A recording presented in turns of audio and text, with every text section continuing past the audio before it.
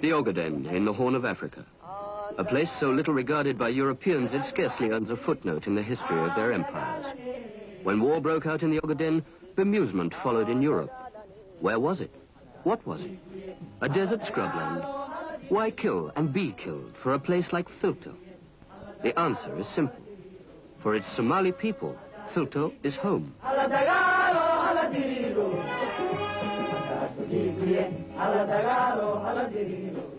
Filto lies in the heart of the Sidamo district. Not desert, but rich grazing land for the camels, cattle and other livestock fundamental to the traditional Somali way of life. Yet, though Somali peopled throughout, it has until recently been ruled by a foreign power, Ethiopia.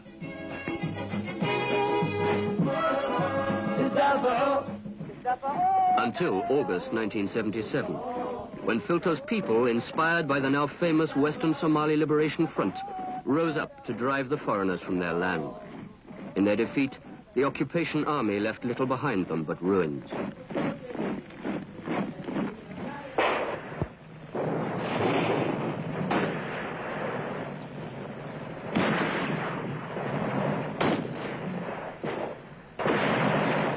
The Liberation Front is no new movement in the Ogaden.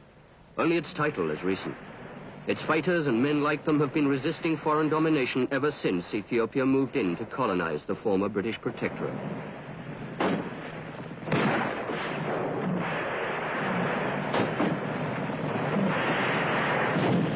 The British have long gone, and the only Ethiopians left in Filto now are dead.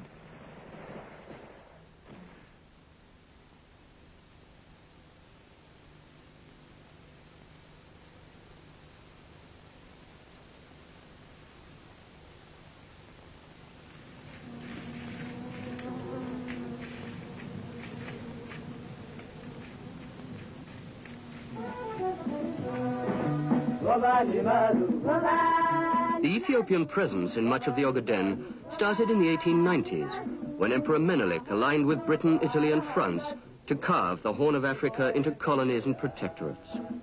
Menelik's policy was expansion, and his successor's rule in the Ogaden repressive and harsh.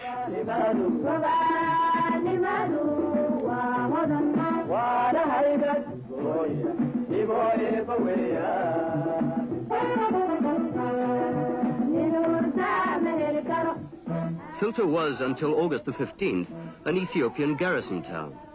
Strategically located in the highlands, it acted as a military watchdog over activities in the larger community of Negele, 150 kilometers away. Its 1,300 Somali inhabitants were maintained in calculated underdevelopment, dependent for all urgent amenities on distant Negele. Now, free of restraint, they can at last taste self-reliance and develop the land that is rightly theirs.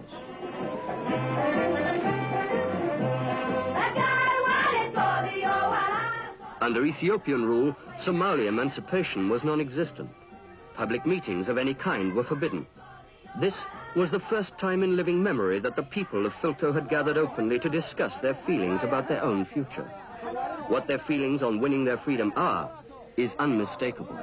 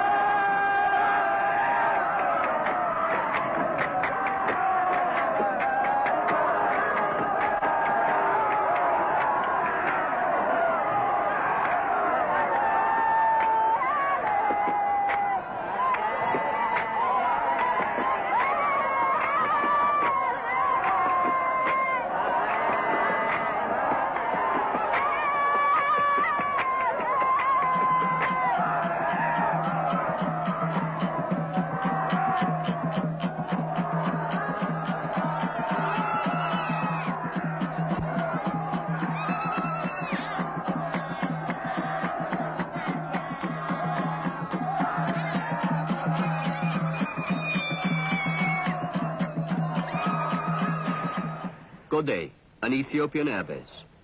Across bridges like this, Ethiopian armor could move swiftly to subdue the surrounding countryside.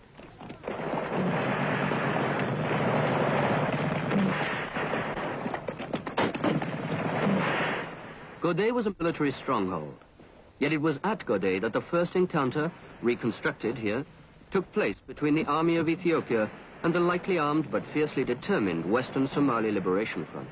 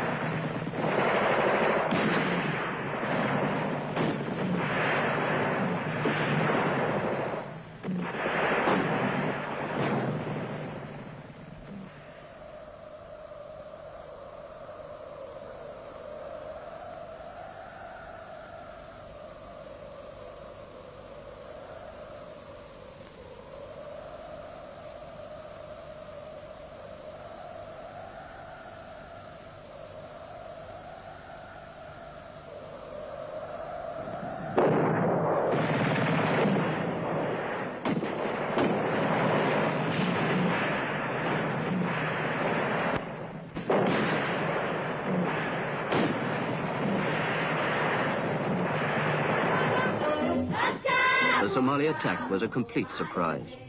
Defeated and demoralized, with no stomach to defend a land that wasn't theirs, Ethiopian troops surrendered by the score.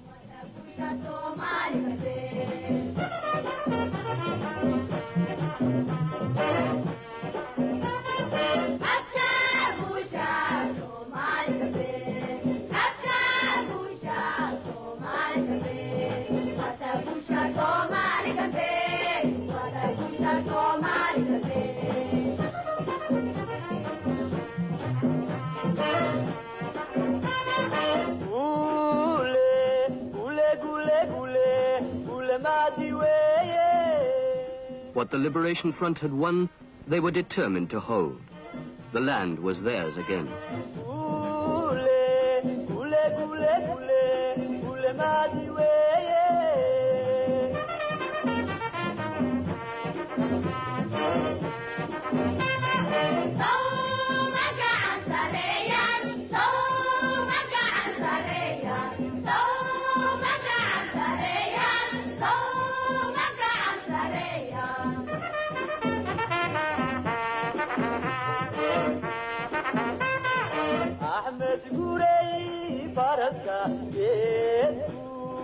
Straddling the fertile Shabelle River, Gode looks prosperous with its fine stone rest houses and Christian churches. But no Muslim Somali was offered one of these. Only the elite of the ruler's airbase.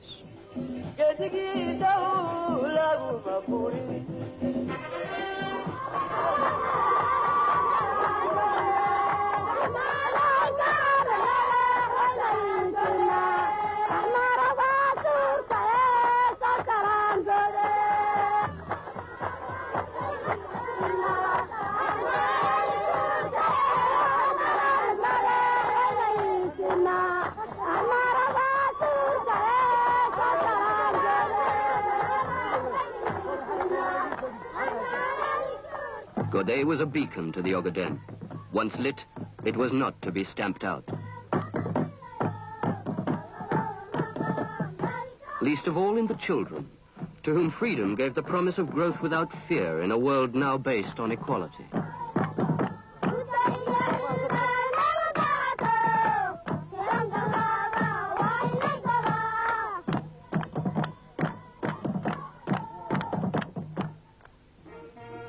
Western Somalia's countryside, with its rich vegetation, is ideal grazing for the herds of its nomad population. But these proud people were held in contempt by their rulers, who raided them at will and gave nothing to soften the harshness of their lives.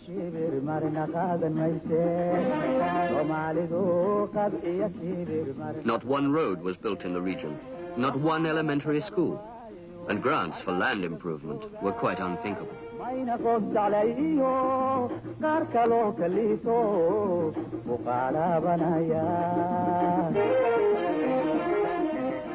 Kalafo, another liberated township. Given minimal aid, this town could prosper. but no aid came from Addis Ababa. After years of being colonized, it still lacks piped water and medicine, roads and schools for its non-Ethiopian people. Yet, lying on the Shebele, it should sustain a thriving agriculture. Under Ethiopia, all that thrived here was disease.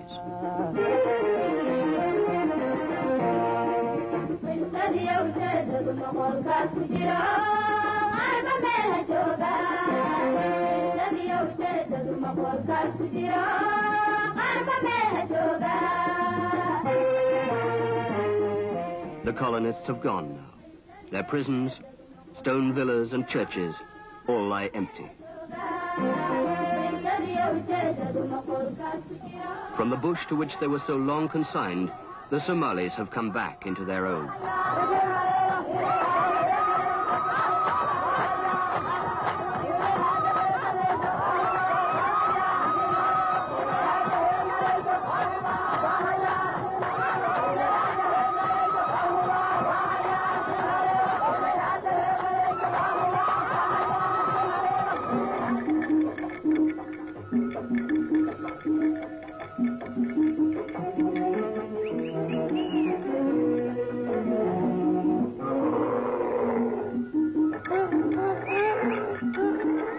Rich in both livestock and game, Shilabo lies at the very heart of the Ogaden. Since their arrival here in 1947 as part of a United Nations post-war settlement, the Ethiopians have done nothing to appease the Somalis' age-old dread of their tyranny. Stories abound here of livestock theft, beatings, imprisonment, rape and murder.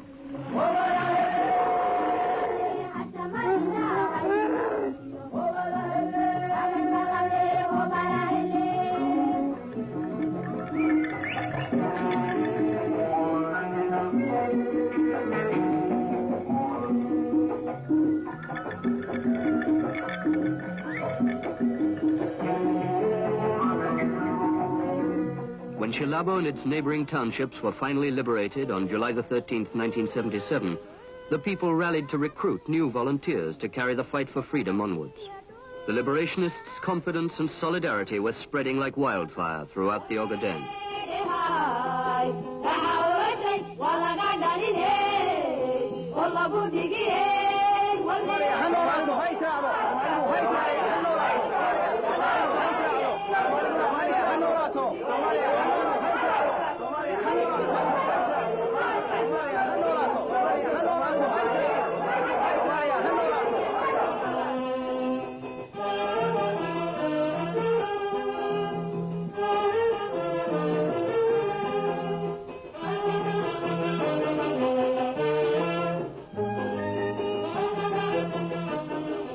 Weapons issue and training for local defense units was one vital priority.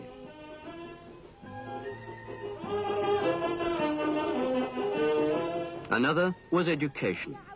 There was only one elementary school in Shilabo, and places here had gone mainly to the children of the occupying army. Somali children had no chance even of literacy. Now, volunteer teachers from the Liberation Front took over, following the Somali slogan, Amabar, Amabaro. If you know, teach. If you don't know, learn.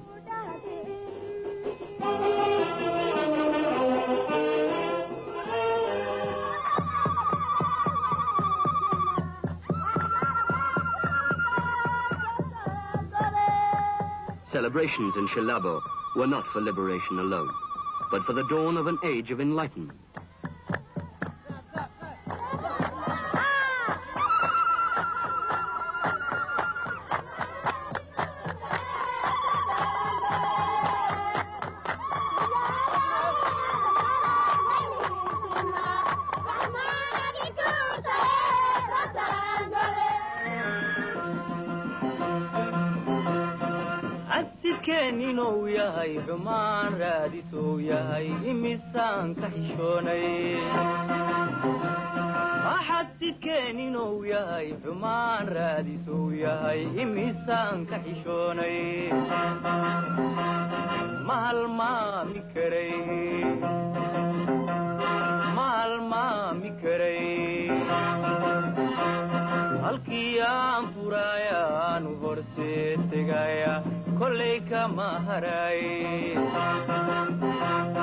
halkii aan furayaan u horseed tegaya kollay kama haray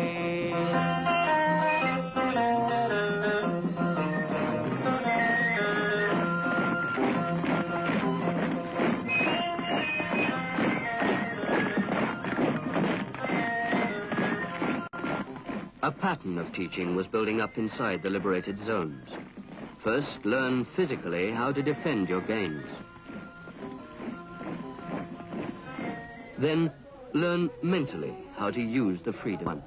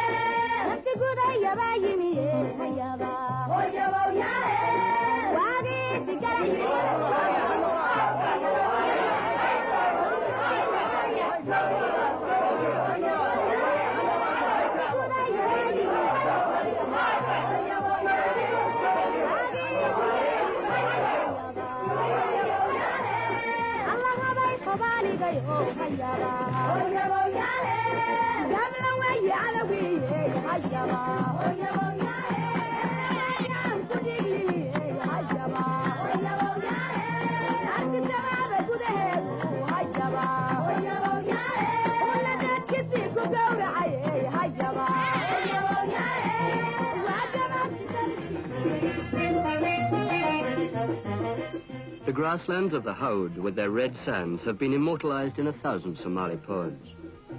Bucurde in the Haud won freedom on July the 27th, 1977, and its people sang the words of the Somali writer Ali Sugulle, written in the 60s.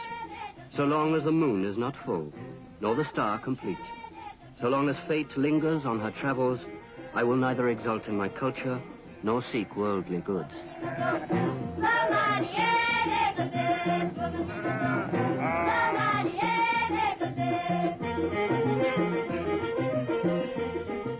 Ethiopian trenches in Bucurde.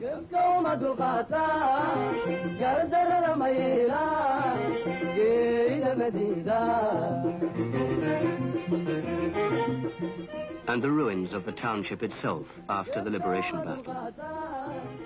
Here again, the occupation forces were routed.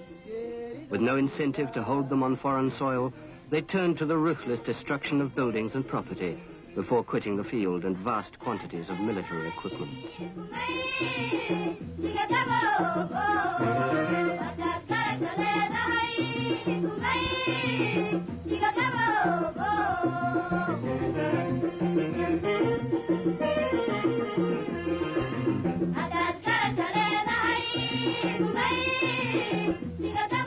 Once again, schooling followed here in the wake of the liberators.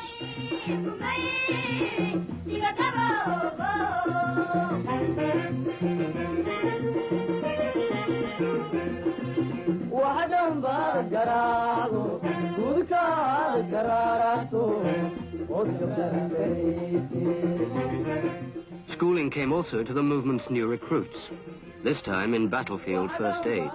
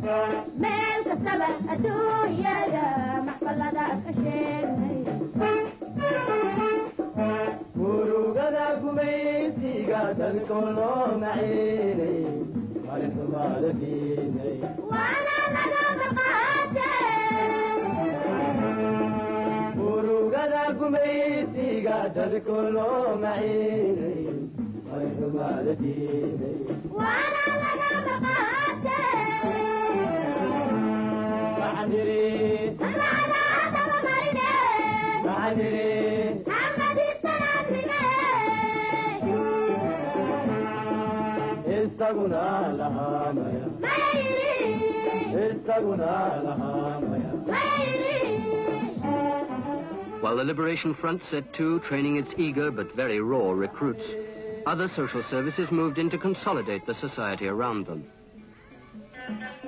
Medical attention was paid to Somali civilians, probably for the first time in their lives.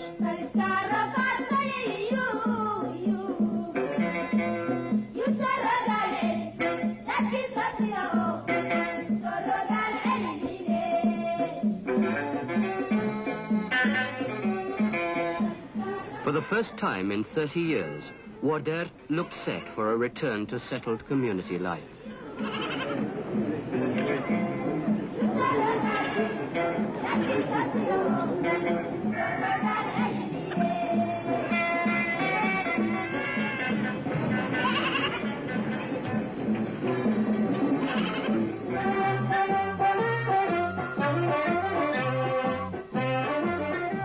Ethiopian remains from the battle for Cabdullaahi. After 3 days of bitter fighting, the township was freed on July 24, 1977.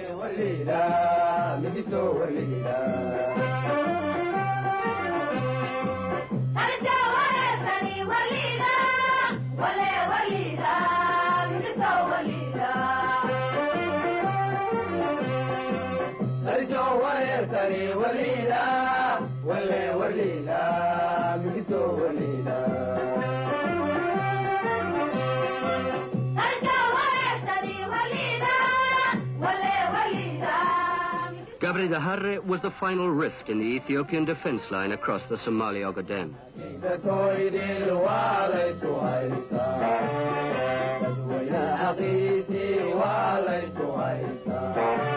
The Ethiopians had always treated their Somali subjects at best as third-class citizens or spies, at worst as subhuman. Now at last someone was treating them as people, with the same rights as everyone else.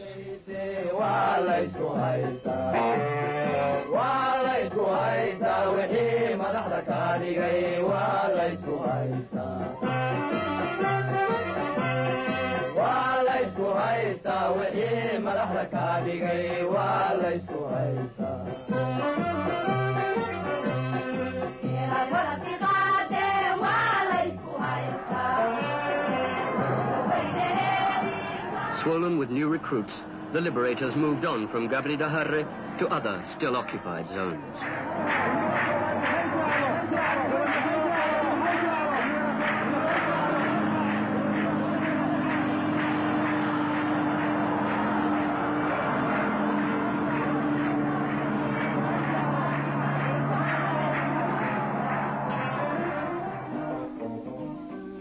Aware, also in the Haud, was annexed by Ethiopia in 1922 after the defeat of the Somali national hero, Mohammed Abdullah Hassan, called by the British the Mad Mullah.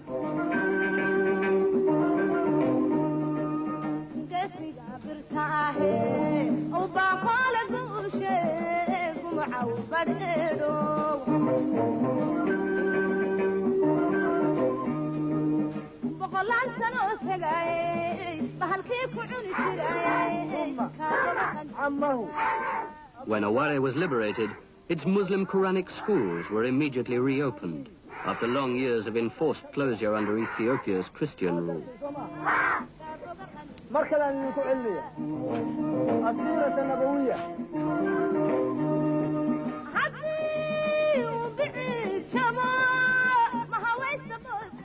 Once again, in Aware, the people's delight in their newfound freedom is unmistakable. These dances are called danto, traditional Somali dances of joy.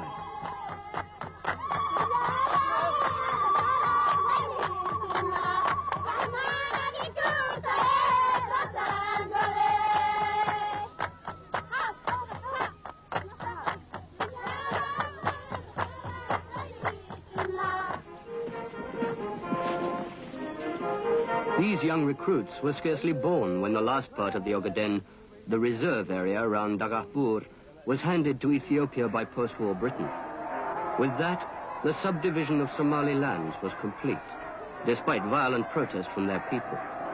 Men like Maktal Dahir, who saw it for what it was, the cynical betrayal of a people to the dictates of imperial policy.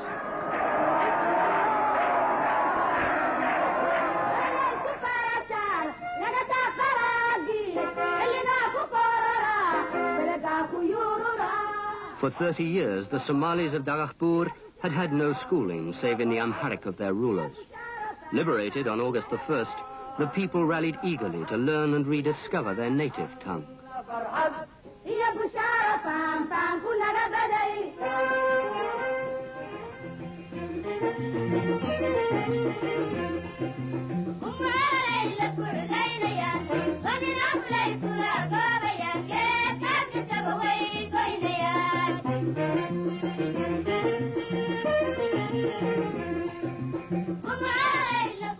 The people of Dagahbur, as of all the Ogaden, made a solemn pledge to carry the fighting forward and defend their hard-won freedom to the death.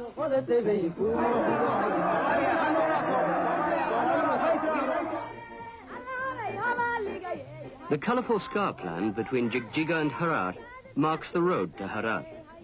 This is Jinat Sane, fertile land, ideal for agriculture. 91 years ago, Ethiopia seized the area. But on September the 19th, 1977, it won its independence back.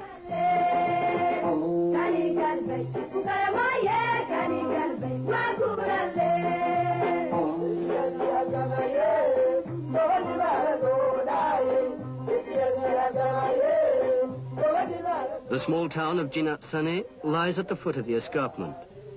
Its people make their living by farming and raising livestock. Although the ground is fertile, Ethiopia's rule did little to help or develop the region. Life is still hard here.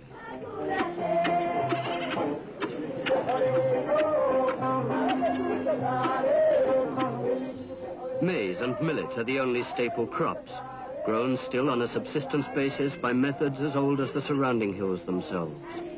Yet with little more than education and a sense of purpose, Jinat Sane could become a place of wealth, feeding not just itself, but also the countryside around.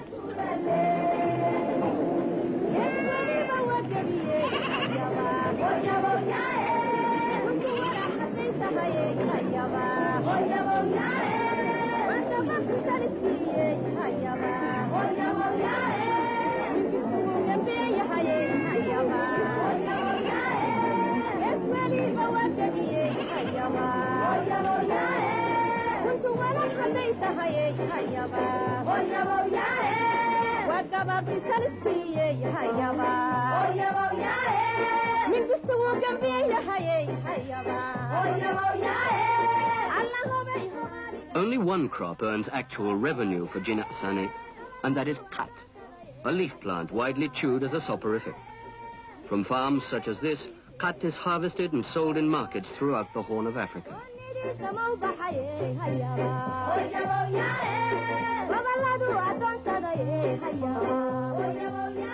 Since they use it as much as their Somali neighbors, even the Ethiopians did not discourage its widespread cultivation.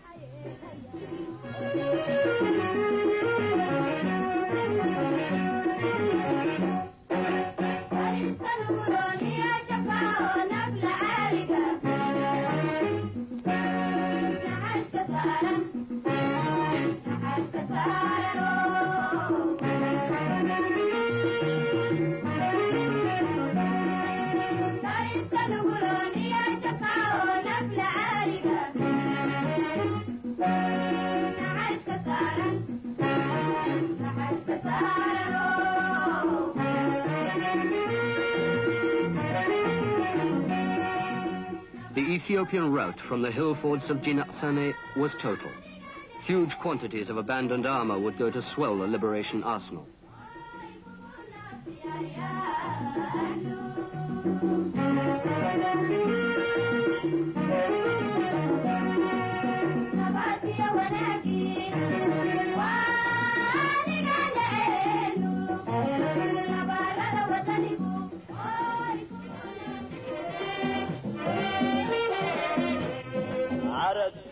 Jigjiga, a crucial city.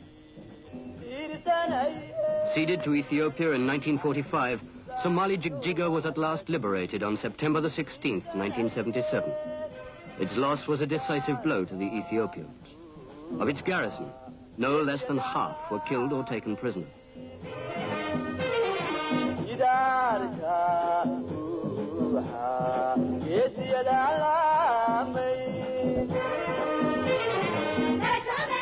Of its weaponry, masses lay intact for reuse in the battle for total liberation.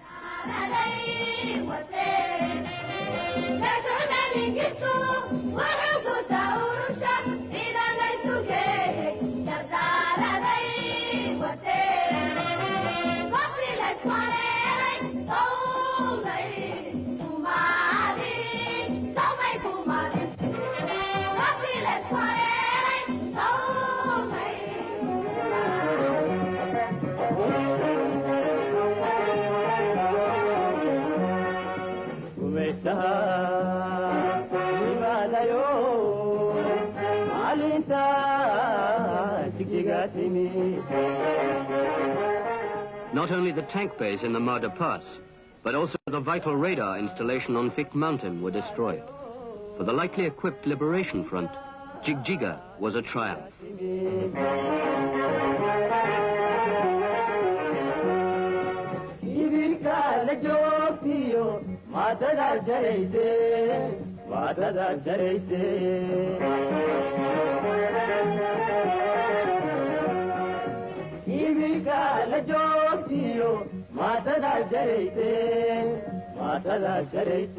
Standing at the foot of the Karamada Pass, Jigjiga had been thought impregnable. Cowed by the presence of its military garrison, the local Somali population had suffered injustice and indignity here for over 30 years, patiently hoping for the wheel to turn. When their chance came to rise and destroy their oppressors, they seized it with both hands.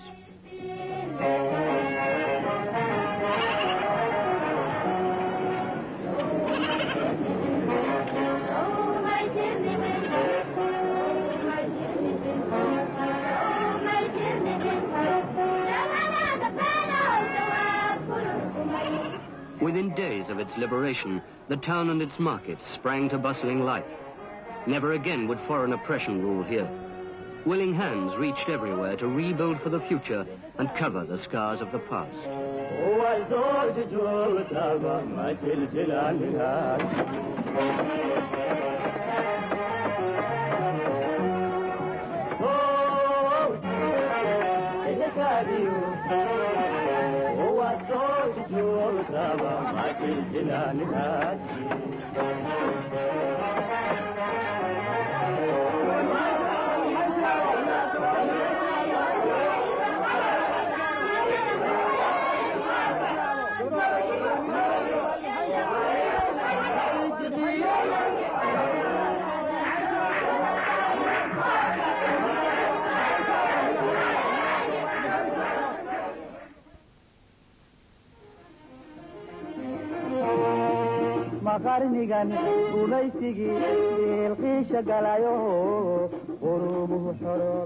Hargeisa, inside the Somali Democratic Republic, was bombed by Russian MiG aircraft in September 1977. The pilots, allegedly, were Cuban. Their targets, civilian. Mosques, schools, hospitals, homes. Nor was the Republic at war.